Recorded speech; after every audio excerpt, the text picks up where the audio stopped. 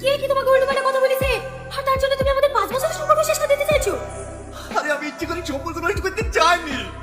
ওরা সত্যি মানুষের জান কমেন্ট করে, আগে বিশ্বাস করছিলাম না। ওরা বলেছিল আমাদের তো ঠিক হয়ে যাবে, আমাদের তো হয়ে গেছে।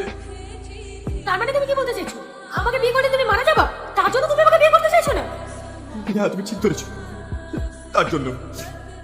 যদি তাই হয় তোমাকে বিয়ে করে তোমার আগে আমি বলবো, তো তোমাকে বলতে দেবো না। আমি জানি তুমি আমাকে খুব ভালোবাসো, তুমি আমার জন্য মরতেও পারবা।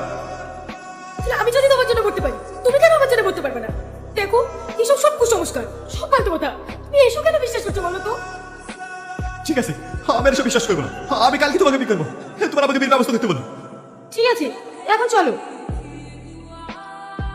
ভয় লাগছে। আরে তোমার কিচ্ছু হবে না, আমি আছি তো, চলো।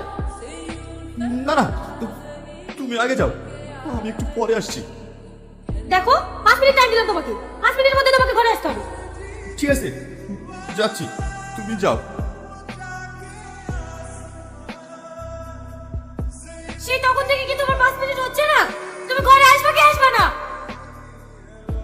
না না, আমি আসি। এই যাও।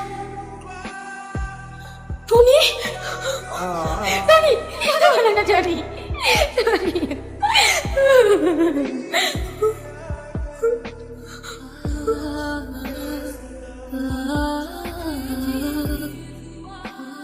আমি আমি বেঁচে আছি। হ্যাঁ, তোমার কিচ্ছু হয়নি।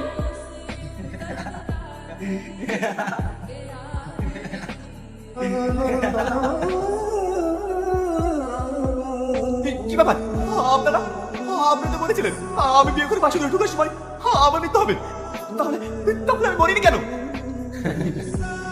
এটা তোর কর্মের ফল।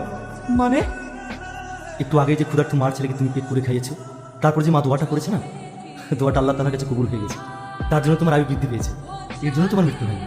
তোমরা স্বামী স্ত্রী সুখে শান্তিতে সংসার করো আর আল্লাহর রাস্তায় সৎ পথে চলো। আমরা আসছি।